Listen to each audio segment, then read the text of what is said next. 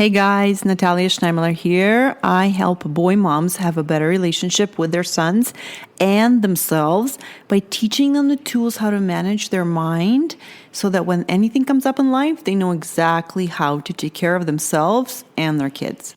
Hey guys, how's it going? How's the beginning of your summer? I'm doing so good. I want to talk to you about comparing yourself to others and feeling bad. So if you're comparing yourself to some people and you feel bad about yourself, then listen to this episode because I have a way to approach it that will help you. And of course, I have a couple of examples of doing this process on myself. I know it works and it actually makes so much sense. So, this is what I asked myself and my coach. I said, what's the opposite of comparing yourself to others? Well, I had no idea what it would be. And she said, well, how about accepting where you are? And it totally clicked in my head that yes, when I'm comparing myself to others and I feel bad, what else I'm doing is I'm not accepting where I am. I'm not liking it.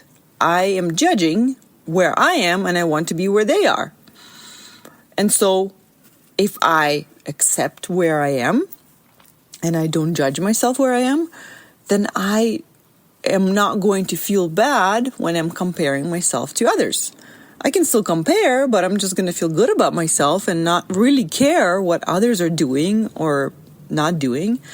And that is the direction that we need to take when we ask ourselves, what am I not accepting in myself?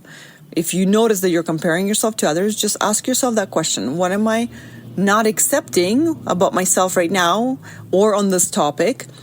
And how can I accept myself? Or how can I change it to be the way I like it to be?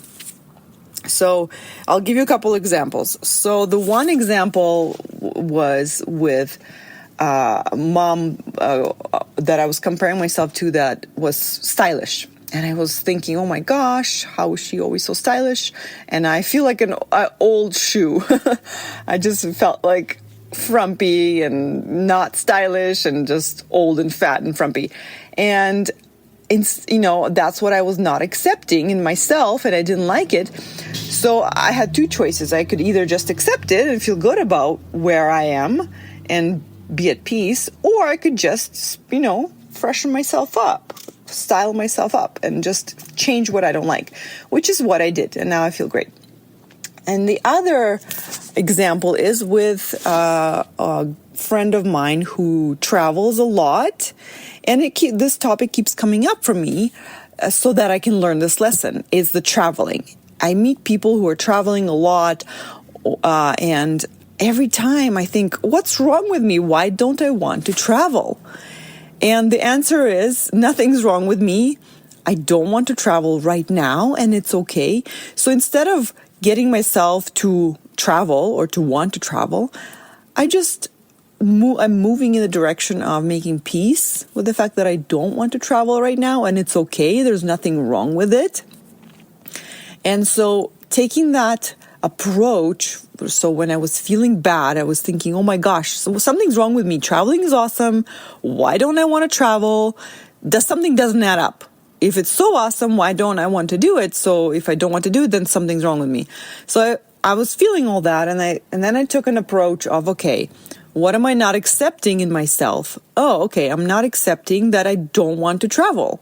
I'm judging it. I'm thinking it should be different. I'm thinking I should want to travel. So that's what I took, the direction, and it makes so much sense. It gave me a relief. It made me peace. And it gave me a sense of, okay, there's nothing wrong with it. I'm fine. There's nothing wrong with it. And I can just accept the fact that I don't want to, and it's okay. So what is it for you that you are comparing yourself to others? What's the topic? Could be anything. And what's the topic? And what are you not accepting about yourself on that topic? Could it be work? Could it be parenting? Could it be food? Could it be body? It could be anything that if you feel bad and you're comparing yourselves to others, how can you move in the direction of accepting yourself on that topic? And the reason why I'm sharing with you these examples is because I want to give you a sense that the work is never done, and that you will regularly have to do this process for yourself to make peace with whatever comes up. It's not that you do it once and you're done, and then you never compare yourself to others. That's not really true. I feel it's evolving each time. There's a new level, new difficulty level, and something new, right? What was I comparing myself to others 10 years ago, 20 years ago, I'm done with. But something that I'm comparing myself with now to them is something new. So each time it comes up, it's going to be something new. But you will be so good at doing this process that it will not be long, it won't be painful, and you'll be just good at it and quick. You'll know exactly, oh, this feeling, okay, then I know I'm just comparing myself. Why am I comparing? Oh, what am I not accepting about myself? Oh, okay, now I know what I need to do. How can I make peace with this? How is this okay? And so you save yourself a lot of jealousy, suffering, comparing, feeling bad, and you most importantly take ownership of how you're feeling, and you don't blame it on the other person. It's not the other person's fault that they're super stylish and you're not. It has nothing to do with them at all. It all has to do with your thoughts about you. If you feel like an old shoe, well, what are you going to do about it? You either change your thoughts or change how you look. Kind of freshen yourself up. So that's what I love about it. And I want to keep sharing these examples of how I'm failing and fixing it with you so that you can also do the same, but realize this is a process of constantly doing this and getting better at it. And it's not like someone can be perfect at it and do it once and be done.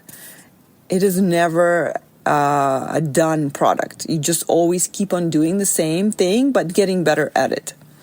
And I want to avoid what my teacher did. She would share these theories, but she would rarely share her examples, current examples.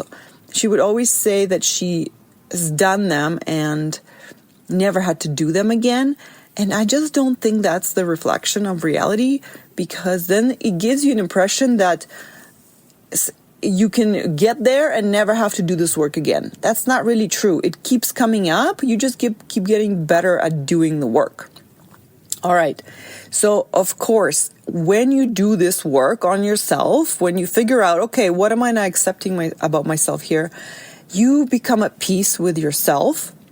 You don't put responsibility on others for how you're feeling. You don't get mad at them. You don't take it out on others. It's not affecting your relationships with them. So then you have a cleaner place to show up to your people from. You're not bringing all this baggage to them. You're like, this is your work, you do it, and then you show up. And of course, then it will affect how you show up to your family, to your kids, and you will be a lot more at peace because you're owning your stuff. So if you're still struggling with it, if you need any help, it takes sometimes another person to point something out to you that you're not seeing in your own brain. That's why I still get coached and I still get benefits from it, because I need another brain to challenge me. So if you need a challenge, someone to challenge your thoughts and just question them, I'm here for you. Go to my website, www.coachingnatalia.com.